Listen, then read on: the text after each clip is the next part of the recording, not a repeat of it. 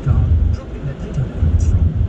I could tell you a great story that I heard this morning, but I have to protect the anonymity of people who told it to me because it's a great story, but it's not festive. It's not festive enough. We've decided today we want to be as festive as possible, but I will read, I promise you this morning. I've also got a bit of a dilemma going on because every year for the past, I don't know, 15 years or something like that, I know I'm that old, it's a case of do we open up the phone lines? Do we literally want to engage in conversation with people who could be three sheets to the wind? To be honest with you, I've had a bit of sherbet. I've had a sherbet this morning, and I thought maybe we could open the phone lines, but I have to think about it. Don't push me.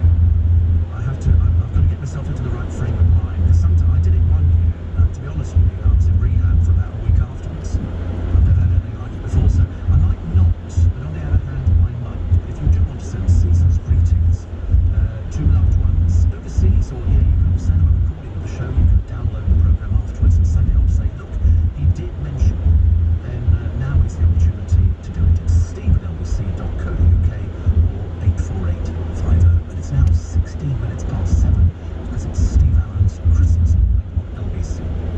This is LBC. Businesses, if you deal with Europe, time is running out fast. We've got new rules coming on the 1st of January, and there are actions we all need to take. But every business is different, and knowing where to start can be hard. So find out what your business needs to do the easy way. Just get onto gov.uk/transition and use the Brexit checker tool now to get personalised actions for your business. Check, change, go. Makeup pads and cotton wool balls, really good at unblocking pores. And really, really good at blocking drains.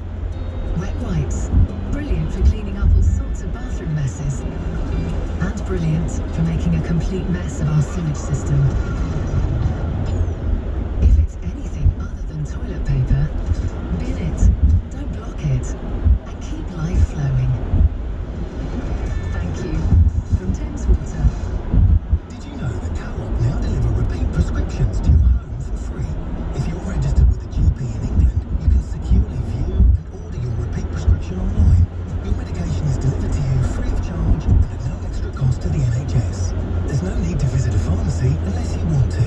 Search Co-op Health to download the app or register online. Co-op, it's what we do. Co-op Health is a provider of NHS services. Full terms and conditions available at coop.co.uk/health. Leading Britain's conversation. LBC with Steve Allen. Morning, everybody. You're going to get sick to death of me saying Happy Christmas or Season's Greetings. But I work on the assumption, as every radio presenter does, that not everybody is in from the beginning. People will be joining the programme. And I thought, we might do a little bit on Brexit. Don't groan, please don't groan on Christmas Day. I know everybody's going, listen, at least we've got something on Brexit. And that's actually quite nice. That's actually quite nice because that's what we've waited about 4.5 years from. I spoke to Andrew Pierce the other day and he said we've waited 4.5 years for this. It's the only thing that there were a couple of sticking points on. I think the fishing, again, I think they had to do sort of one or two little tweaks on it. But at least we're moving forward. At least we're sort of getting somewhere. And once we've sorted out the coronavirus vaccine and we've all been vaccinated, I'm hoping that I don't want to put a time date on it, but I would like to think that by the middle of next year, we might be emerging out of the woods. There might be the light at the end of the tunnel. There might be next year a much better Christmas where we can go round and see all the people that we love. In the meanwhile, of course, there might be people that we lose in this coming year. There are still people who are dying of coronavirus. There are still people who have got to that particular stage where they can't go any longer. And that's why we expressed sympathy the other day on the programme. I've done it for such a long time now about, the rotten year that people have had. And some people have had absolutely the worst year that they could ever imagine. For some people, life will never be the same again. For some people, it's a case, there was an actress, I think it was Tamsin Outhwaite. She's had to start selling items from her house to pay the mortgage. Because I don't know how relaxing the mortgage companies are about people. I would like to think that they could be a little bit charitable and not start pushing people. One of the energy companies started invoicing people and taking money out of their accounts before Christmas. Christmas. Whereas we all know that you have to budget at the end of each month. You've got bills to pay, and Lord knows they seem to come in with amazing regularity. And then of course if you're self-employed, come the end of January, you've got a tax bill to pay. So, you know, if you've lost a job but you've still got the tax bill to pay, it's not going to be a very pleasant time. And they have been saying to us, and I've been talking about it on LBC, there will be people next year who will lose their jobs. There will be companies that will go under because they can't afford to survive. And you see it on the high street. I don't know what it's like in your neck of the woods, but I can tell you around London, around the places that I am, it's quite depressing. There are certain shops that go under, and there are certain shops that don't. And so I always hope that next year, and I keep saying it to people, I keep saying, listen, next year will be better. Next year, and I'm not sure if I believe it myself, but I'm hoping that it's going to be good. That's what I think. Somebody said, do you know I found out how much a taxi cost? I found out how much a taxi cost from, where is it? Molesey to here, because it was Christmas morning. How much do you think a taxi is? I mean, seriously, I nearly fell off the rocking horse. I can't begin £100. £100! Do you think the drivers get £100? No, I bet they don't.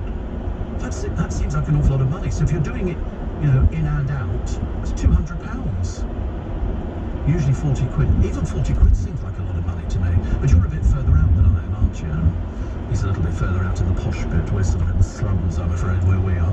But yesterday they were queuing for their turkeys at Sandys, and the queue went all the way up the high street. I mean, there must have been the best part of 300-400 people all the way round onto the back road, because a friend of mine, as you know, Thomas, has got a dry cleaners, and he had them outside his back door, queuing for turkey. They must have stayed there all day, these people. And as I say, now they can breathe a sigh of relief, because all Stuart will be doing at Sandys, he opens on Christmas morning to dispense platters. I think that's what they call them. So it'll be a tray with ice on, with scallops and prawns and stuff like that. Not my sort of thing, but and people go in there to pick these things up because you can only have them fresh. He works himself to the bone. He really does. My friend Ian, he says I'm hoping to have no traffic driving in from Sutton to. He's also on the wireless. There's quite a few people on the wireless actually who are working today. For us, it's a normal day. I love it. He says, well done being live.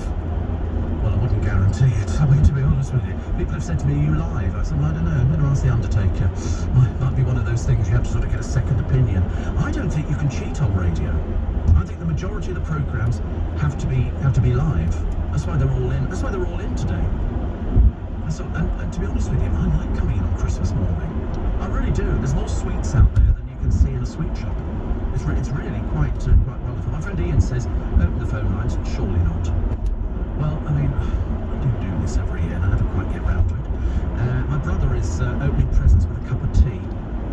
He's well over the age of opening presents. It's 7 in the morning. What are you going to do for the rest of the hour? You know, once you've opened, because when you get to a certain age, you don't get many presents, do you? My friend Gavin, he says, so looking forward to seeing you and everybody for lunch club. We have a lunch club that we all go out. There's about 5 of us in the radio business, and we go out and we sort of get a bit tiddly, and well, we don't really get tiddly. I do. They just sort of escort me to the bus stop and leave me there. You know, they go to the driver. This is his pass, okay? He's a pensioner. And they sort of stick me in a seat, and I'm sort of there until I get kicked off the bus at the other end, which is okay. I don't mind. But we haven't been able to go out. We haven't been able to go out and do anything at all, which is that's what I want to get at. I want to get back to the hugging bit. I'm missing the hugging. I'm missing the old snogs under the mistletoe and stuff like that, but we haven't had any of that at all. Very disappointing. Steve, you met my parents, Jenny and Ray from Hanwell in Paul Cooper's shop. You mentioned Dad on air, saying he had more ailments than you. He's diabetic and has had a kidney transplant. Obviously, they've been shielding for most of the year, says Sarah. So Jenny and Ray in Hanwell, bless your heart. Emily in Milton Keynes says, I'm about to crack open the Prosecco. Well, at 7:25. A woman after my own heart. It's 25 You're going to write the rest of the day off, aren't you? Also, Mary says, happy Christmas. I'd like to wish Stephen Mulhern a very happy Christmas. And is he single? I can't comment on things like that. Good heavens above. Good heavens above. Hello, Poppet. I was talking about you the other day. Anne-Marie Minhall's arrived. Have you got what I think? Have you? She got. Ah! Look at you, honestly. You working? You working today? Yeah. Hence I just thought she'd put on the antlers for the sake of it. What's that mean? 9 to 1. 9 till 1. You're in early, aren't you? I know, hair, makeup, usual sort of thing. Question for you. How many days, I learnt this the other day, how many months does it snow in this country in a year? How many months does it snow in this country in a year? 2 months, good guess. Will, how many? 3. Would you believe? 7. How many, Aaron? 2. 12. 12. And you know how it's 12? Because all rain starts off as snow. And as the snow comes down, the heat turns into rain. So effectively, every time it rains, it started as it was on QI. I'm telling you, as I'm sitting here riding this bicycle. Seriously, that's it. They said 12 months of the year it snows. It's just you don't see it most of the time because as it falls down, the temperature will change it into water. Why should you not give carrots to Rudolph? Here's my next big question. I tell you, people die for a program like this. Why can you not give carrots to Rudolph? Does he give them wind? No, it's because they can't digest them. They can't eat carrots. They don't have the teeth for eating carrots. Carrots do not form part of their diet in Lapland. It's just that we go, let's leave a carrot out for Rudolph, who is also female. Because of the antlers. It's the antlers, see? Anne-Marie, she knows these things, you see. But you can use the snow ones, good. I've got everybody on that. It's my day. I love it. Yeah. That's why women pull Santa sleigh. Yeah. Because at least you're versatile. Men, they go, I'm not getting up at this time. Are you serious? Going out and pull a sleigh? I don't think so. Beryl, over here. We don't do it. Well, have a lovely, lovely Christmas. Bless you, as always. See you in another year. Another year, fingers crossed. Please, fingers crossed. I hope so. You bought me 2.5 kilos of spuds. You've gone mad. You've been doing the usual shoplifting, have you? I know what you're like. You go around and she's got this big coat and she just takes it out the shop, runs as fast as she can. I'm joking, of course. Have a very nice Christmas. Love you to pieces. See you in another year, I hope. If not sooner. We need to go sooner, don't we? I miss going around all the different studios saying hello to everybody. That's the bit I miss. But I'm just an old sentimental fool. What do I care? Deck the halls with bells. Ooh, so sad. So sad. Have a nice day. Don't work too hard. Love you. Love you. 28 minutes past. We always do this every year. Every Christmas day, Anne-Marie Minhall comes up here. She works on our classical station, and she always brings me sprouts and potatoes this year. So I was double bubble this year, which is very nice indeed. So all of your texts and emails, we will read. I do try and read out as many as possible, and this morning we're going to be reading out as many as possible. Phil Vickery is up, which is good news. He says, a very happy Christmas, Steve. Blooming cold. Do you know, it is freezing out there, Phil. I didn't realize, I walked from the car, and when I got here, my little hands were quite pale. And Stuart in the fish shop, he said, thank you to all our wonderful customers for being patient and social distancing yesterday in the queue. I bet you're glad that's finished, aren't you, for another year? But I bet you're there now, aren't you? Are you doing your platters, Stuart? You know, there are people who work Christmas. People think that nobody work on Christmas Day, but we do. And they like it. People like working Christmas Day. It's quite a nice thing to do, and I shall go back, have a light lunch, something a little bit flambéed, as I set fire to the kitchen for the umpteenth year. I'm prone to sort of having accidents, but I'm determined today to have no accidents at all. I'm not having turkey, actually. The first year I'm not having turkey, which I show. I might just have vegetables and turn vegetarian for about an hour. I might just have sprouts, which I do like, just in gravy. Sprouts are great. Or failing that, I could do grated cheese over the top. Look at me. Me being creative, eh, Phil Vickery? Me being, you know, somebody who could challenge you on the television for doing a bit of cooking. Not.